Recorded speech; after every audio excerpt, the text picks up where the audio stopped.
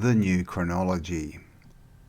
The new chronology is a pseudo-historical conspiracy theory proposed by Anatoly Fomenko, who argues that events of antiquity generally attributed to the civilization of the Roman Empire, the ancient Greeks and the ancient Egyptians actually occurred during the Middle Ages more than 1,000 years after. The theory further proposes that world history prior to AD 1600 has been widely falsified to suit all the interests of a number of different conspirators, including the Vatican, the Holy Roman Empire, the Russians, and the House of Romanov, all working to obscure the true history of the world centered around a global empire called the Russian Horde. The central concepts of the new chronology are derived from the ideas of Russian scholar Nikolai Morozov, who died in 1946, although work by French scholar Jean Hardouin can be viewed as an earlier predecessor. The new chronology is most commonly associated with Russian mathematician Anatoly Fomenko, born 1945. And although published works on the subjects are actually a collaboration between Fomenko and several other mathematicians, the concept is most fully explained in History, Fiction or Science, originally published in Russian. And the new chronology also contains a reconstruction and alternative chronology, radically shorter than the standard historical timeline, because all ancient history is folded into the Middle Ages according to Fomenko's claims. The written history of humankind goes only as far back as AD 800. There is almost no information about events between AD 800 and AD 1000, and most known historical events took place in AD 1000 to 1500. The new chronology is rejected by mainstream historians and is inconsistent with absolute and relative dating techniques used in the wider scholarly community. Now that's very interesting. I'm going to interject here, Wikipedia. Absolute relative dating techniques. We're talking less than 1,000 years. So what are these dating techniques? Clearly, it can't be anything, like carbon dating. It's got to be scholarly sources, right? Resources, books, maps, maybe, astrological information. And we have all that, and it all says that the timeline is wrong. Gotta love scholars. It is considered to be pseudo-scientific, so do not look into it, guys. Only weirdos look into stuff like this. Academic interest in the theory stems mainly from its popularity, which has compelled historians and other scientists to argue against its methods and proposed world history. A second point of interest from the mainstream academic community is to understand why it has become so popular as to perhaps have the sympathy of 30% of Russians. It is not really known to which extent leaders of the new chronology text regard it as history or fiction, nor are there reliable statistics on who the readers are. The theory emerged alongside the alternative histories and conspiracy literature in the period of increased freedom of speech, glad they got onto that one, that followed the breakup of the Soviet Union. Writers and other authors have written of the new chronology theory. So basically they're trying to say, look, these people that are looking into it, they're not scientists, they're not historians, they're weird conspiracy theorists, so don't look into it. But I mean, just the way they write this, okay, it says that basically the scholars reject, right, the new chronology is rejected by mainstream historians, right? That infers that it's all of mainstream historians. But down here it says its popularity, which has compelled historians and other scientists to argue against its methods and propose world history. Who are they arguing with, and why? If this is the mainstream view, why would they argue against something rather than proving themselves correct? it would seem it would be much easier to prove yourself correct, unless of course you can't. So this is the history of the new chronology, and just from Wikipedia here you can see, I mean, I just read, a couple of paragraphs, and I think I said the word conspiracy theorist 3 or 4 times. So they are definitely trying to get a message across, and that message is, do not look here.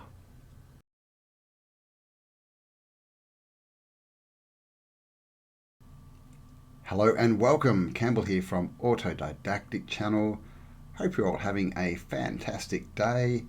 And of course, AutoDidactic means to be self-educated, and with what they're telling us and the stories that they spread, we definitely need to be self-educated, guys, because if we're not, the only choice we have left is to believe what they're telling us.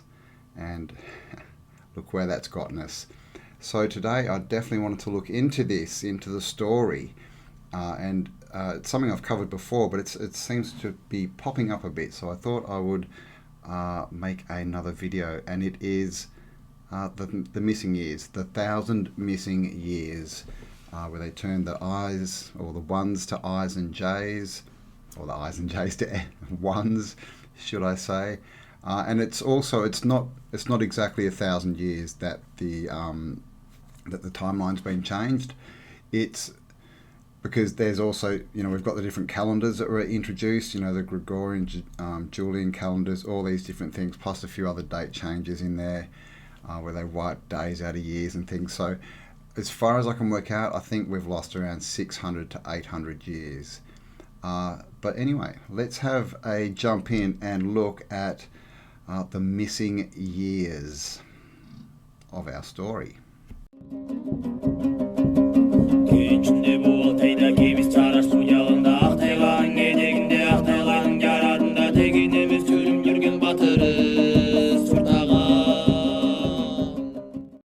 And here we are on a website called realitycreation.org. I'll leave the link for this below. And I actually got this off Facebook. I think it was off Kel's channel, the Australia Tartaria on Facebook. I'll leave the link for that below as well. Go and join the conversation. Now we are in France. This is a French website of old photography from the 1800s, from private and public collections. On one of its pages we find the following image of the shopping mall Galleria Umberto in Naples, Italy. And here we see Naples. Okay, so this is the photo. Pretty cool, old world photo. We've got, that's a pretty small little tram, big wheels, a horse pulling it along. But what we want to look at is up here. And here, anno DCCCXC.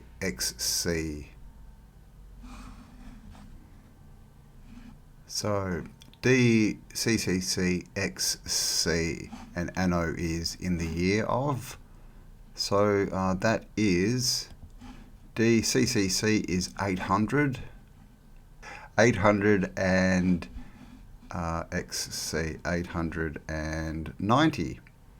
Well, there you go. So that's the year 890.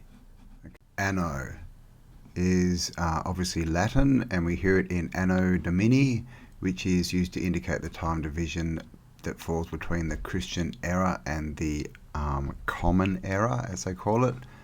Anno Hagari is again a time division. Anno Actatsi Suak is a specified year. Anno Mundi, in the year of the world. Urbis, so in the year. So it's all to do with the year. So this is the years. Anno Lucius, 4,000 years since the fall. Basically, that's what. So that's the timeline of where it's 5,000, the year 5,000 in many calendars. So anno, it doesn't actually give us the actual meaning for anno, but it does mean in the year of, as far as all these definitions use it. Anno in the year of 890. Okay, in this, and of course, if we look at this picture, this looks pretty much like it should be 1890. Okay, so let's have a look at the next picture. Now this picture is the same place. As you can see, it's the same place. See, we've got all this up there. Same building. Up here, still got the anno. Now what have we got up here now? M. D, C, C, C, X, C. So it's literally the same, but they've added an M.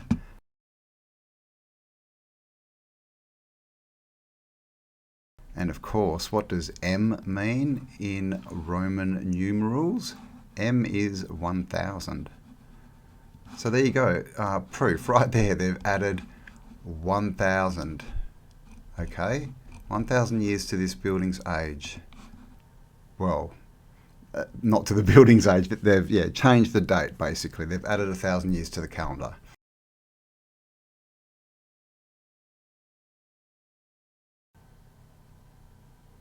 So, added years to the calendar is what we're talking about today, and so what the pretense is that 1000 years was added to the date, like literally they added a 1 to the front of it and added 1000 years to the calendar. But as I said before, it's worked out. There's been other changes, so it's not an exact 1000 years, but the actual numbers were just 1000 years was added to them, and this all came up or was discovered by a Russian man of the name of Anatoly Fomenko. Now, Anatoly was, and this is Anatoly here, and Anatoly Fomenko was born in 1945, and he is an academician of Russian Academy of Sciences. He's an actual member of the Russian Academy of Natural Sciences, an actual member of the International Academy of Sciences of Higher School, an actual member of the Academy of Technological Sciences of Russian Federation.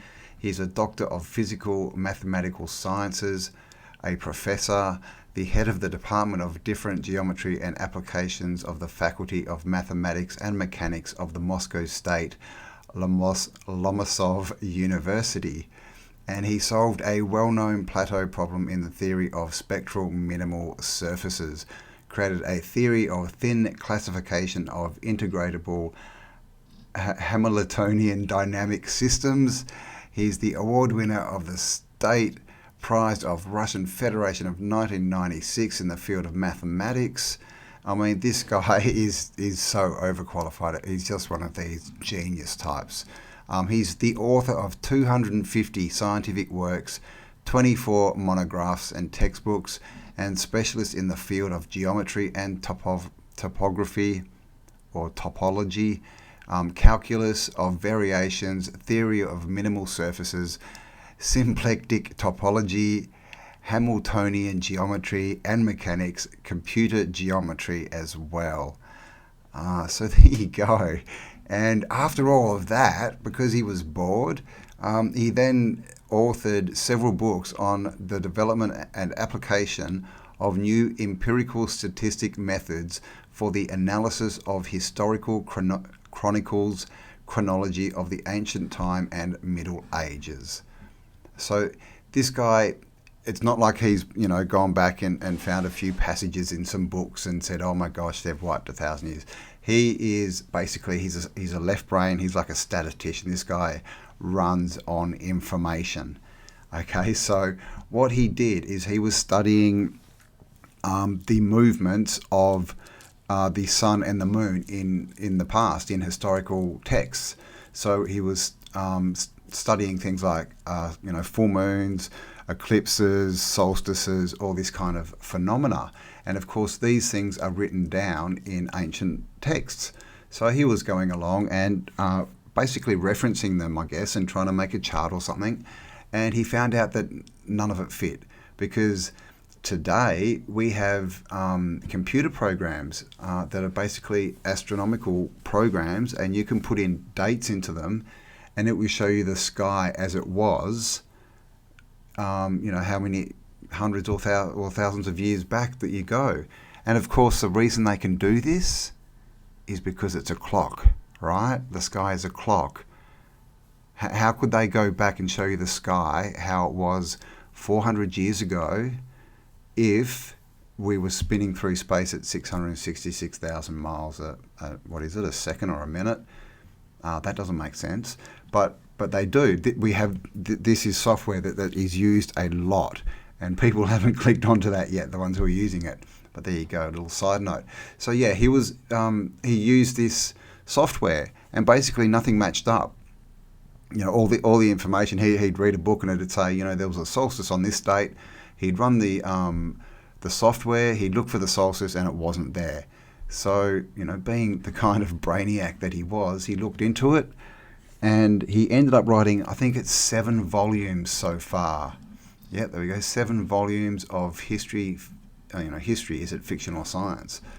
And basically, after all his study, he's worked out that the Middle Ages never existed. They are a complete fabrication. And in the Middle Ages, according to Anatoly, is when the Bible, the New Testament, and the Old Testament both happened in that period. And so, yeah, the Dark Ages, the Middle Ages, this time when nothing happened, actually didn't exist. So that's been added, and that helps, the controllers push things back in time, and it gives them, an extra, 800 or 1,000 years to add their story, right? To add their script, to change it from what it was. And he also talks about the Bible and the New and Old Testaments being closer than we're told, and also being in the other, around the other way. He actually says that the New Testament happened before the Old Testament. So there's some very interesting stuff in there. Now, like I said, there's 7 volumes of this stuff. I'll leave you this link. This has got links to all the books. You can buy them all. A lot of them are online. I've got a few. I'll see if I can find them and leave the links as well if you're interested. But it is, they are very intense books. So this is where it all came from, Anatoly Fomenko. Now, a big part of the theory of, the added years is, obviously we need to know, where did it come from? Who did this? And we can pinpoint it down to this man, Joseph Justus Scaliger. And he invented what is now known as scalagarian chronology, which in itself tells you something, right? This guy lived in the 1600s. So why would it be scalagarian chronology? Wouldn't chronology just be chronology? I mean, putting a name there kind of tells you that they've changed something. So he was a French Calvinist, a religious leader, of course, funny hat man, and a scholar known for expanding the notion of classical history from Greek and ancient Roman history, which never existed, to include Persian, Babylonian, Jewish, and ancient Egyptian history. Okay, big clue there. So basically, what he was doing is he was a translator. He was translating books from Latin and other old languages into modern languages, like I think he was doing mainly French. And so as obviously when they're translating books, they can do what they want. At that point, there wasn't an educated populace. Most of them, were sort of the ability to read and write had been taken away, so that they could do stuff like this, change all the dates and change everything. And it says in here, look, he's been messing with Greek, Roman, Persian, Babylonian, Jewish, and ancient Egyptian history. So easy for them to just mix all the dates around, right? And there's lots of questions about, especially Egyptian history and all these different things. When did they really happen? What's the real story? So this guy, and he was, a Jesuit, and he had a big team of people, all, under the name of religion. They rewrote all these books under the guise of translating them. Now, what they did when they were translating them, basically, they went through, and in the, a few hundred years ago, when we used to write dates, it would be in the year of our Lord, and then we would have the year.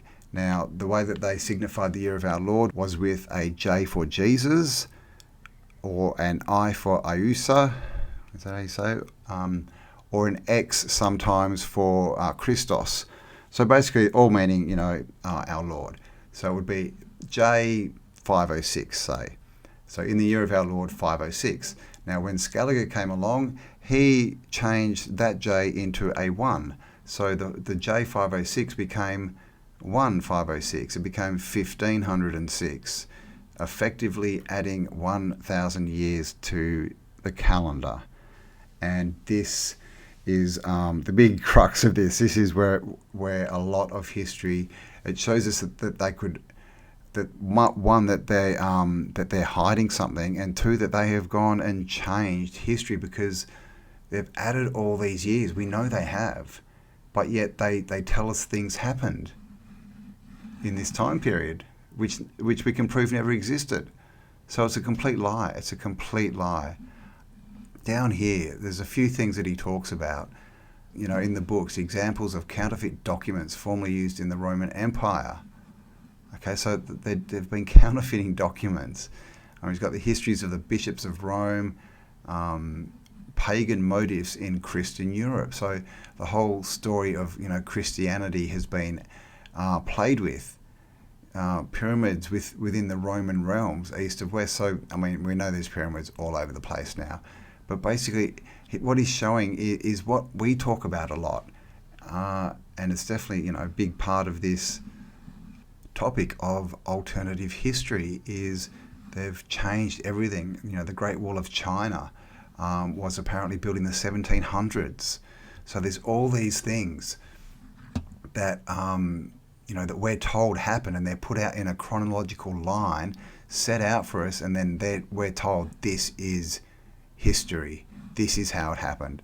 Blah, blah, blah. We started from amoeba, turn into a frog, turn into a tree sloth, into a chimpanzee, into a human, and then we evolved, huts, brick buildings, and into where we are now. But of course we know this isn't true. We know this just from the buildings. So 1,000 years was added to the calendar, and that was used to distort our view of the past. So let's have a look at a few pictures, shall we? And these dates you find on in books, on maps, on coins, carved into, different types of stones and buildings, like marking stones, gravestones, buildings. Most of the ones on the buildings have been changed, but the ones in books, old books, haven't. And this is a book of Christian prayers collected out of the ancient writers and left learned in our time, worthy to be read with an carnal mind of all Christians in their dangerous and troublesome days, that God, for the Christ's fate, will yet be merciful unto us. Will yet still be merciful unto us. And this just shows you, this book is, I-578, right? That's an I. 578. So if they've added, turn that into a 1, and basically, so this is from the year 500, it means it's still chronologically, it's the 1500s as we see it, if we're going to take that time away from the year 2021. Unless we start talking that we're in the year 1021, then we're going to have to say, so it makes sense. So this was really, 400 years ago, right? And look at the difference in just, there's an E at the end of book, S's are F's, ancient, look at that, A-U-N, writers, time, T-Y, all these different way of writing things. Just a few hundred years ago. This is a gravestone, I believe, I-745. This is from an old Bible, and I just found it interesting because look at the dates. The 20th or the 21st, J. The 21st, I guess, but they've used J's, see? J. and I. So, you know, I mean, obviously that's Roman numerals, but yeah, they've got J's, Jaths, at the end of them. So I just found that interesting. Here's an old map, J582, and of course you find these old dates on lots of maps. Coins as well. Now this is a US coin, J783. So, you know, as far as the New World, of course, we're told, you know, it was definitely the New World, and we shouldn't really find this kind of dating system there, but we still do. So when was, you know, this happened in the 1600s. We're told that he changed, you know, that Josephus Scaliger changed it, but we still see this dating up. You don't really see it in the 1800s, but definitely you see it in the 1700s. So maybe it took a while to filter through. I'm not sure, but interesting. And of course, we've got, you know, the laurel wreath here. And on the other side of the coin, look what we have here. And it's the constellation Nova, the new constellation, Liberty and Justice, J783. Here's a few more coins. This is I623, another I624, same kind of coin there. I601, Christian, and they're all tied, you know, they're all tied to Christianity. So this time, you know, change, this chronological change was done through the church. I586. And the holy hand grenade up on top. I598 and I803. So there you go. I'm proved wrong. An 1800s one. 803. Half a killing. Making a killing. So this looks like it's probably from like a Commonwealth country, you know, somewhere that the British have gone and taken over. This is from a book, I597. J648, J794. Oh, and look, that almost says Cambell, but not quite. It's almost awesome. That's pretty good. This is a marking stone. It's not a gravestone, it's a marking stone, as far as it's telling you how far New Bridge is, 2¼ miles, in the year J794, of course. There you go. In the year anno J686, the Cool School, or the Coolie School. Cool is cool. That's what cool is cool. Back in the 1600s or the 600s, what's he holding? Is he going bowling? Are they telling us bowling was cool back in J686? What do you think? This guy is out cutting the crops in the year J623. De grass, man. He's cutting de grass. Coat of arms, J648. And of course we have here the head, you know, the head of the headless knight, or the bodiless knight, I guess.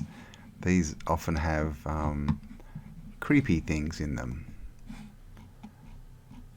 I656.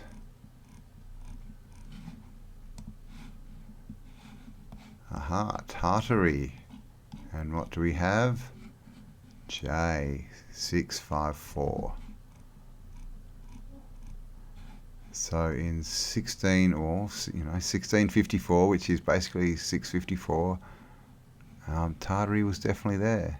Tartary, Cathay, Turkey. So Tartary was more up here at that point, they're saying. All across the top of Russia.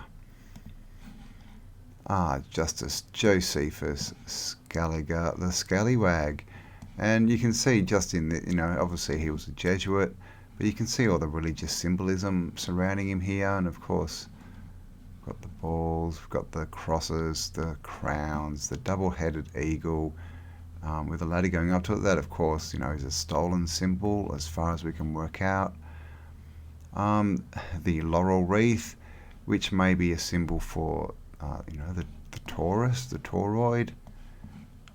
We've got Hermes here, I guess, with his staff, the caduceus. Twin snakes, obviously representing the DNA strands. Over here, this person got stoned and forgot they were in the picture, and they're holding their. So this is Earth, and this is the astrological signs going round and round. And don't think we've got a date on this one. But that's the scallywag. Anatoly Fomenko, just showing you how smart he is. Numbers and equal signs. And here we have Barbaria. Now Barbaria, or Barbaria, obviously very similar to Tartaria, was Africa, the top of Africa. And Barbaria, it came from Berberia and the Berbers, which we still find in Africa and basically all across, through the Middle East and Asia. And they're the same as the Gypsies. And of course, what do we have down here but a massive star city? Where are we? Mediterranean Sea, got castles and stuff. And look, forests at the top of Africa. And this is in the year, I don't know if you can see that, J535. Just there. So there you go. That was what was going down in Africa in the 1500s. Lots of trees, big star cities, water. Not what we are told. And here's another one. This is the Grand Tartaria, the Northern Ocean. I'm not sure what Skitiko means. If you know, let me. I see this word a lot. Let me know what it means if you know. Ma is ocean, so the sea. Sorry, Sea of Tartaria. What's that? I'm not sure what that is. I haven't seen that island before. But yeah, Tartaria, the Tartaria Deserta, the Tartarian Desert, full of cities though. So what year was that? And is a desert? Why are they calling it a desert? Was it a desert then? In the year I-693. So around 1700, so it probably would have been a desert by that time. I think the bombardment had already happened. But as you can see, Tartaria everywhere. Sea of Tartaria, Desert of Tartaria, it's just everywhere. It ain't just a region. This is Moscow, Russia. In Moscow, Tartaria, description J562. And here we have some Tartars with their bow and arrow. A couple of camels. Lots of camels. So you can see there was lots going on back in the day. A book, Van Europe, I-695.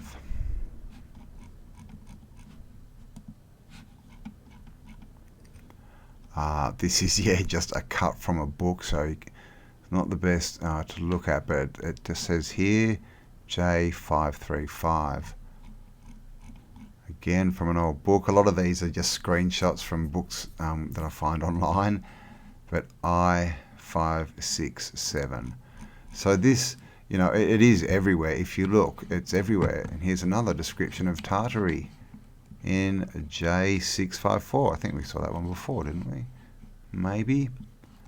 Paris. Geography, de Roy, Paris. What's by the king? That's right, by the king of Paris. A description of Tartary. Well, there you go. The Grand Tartary, I-693.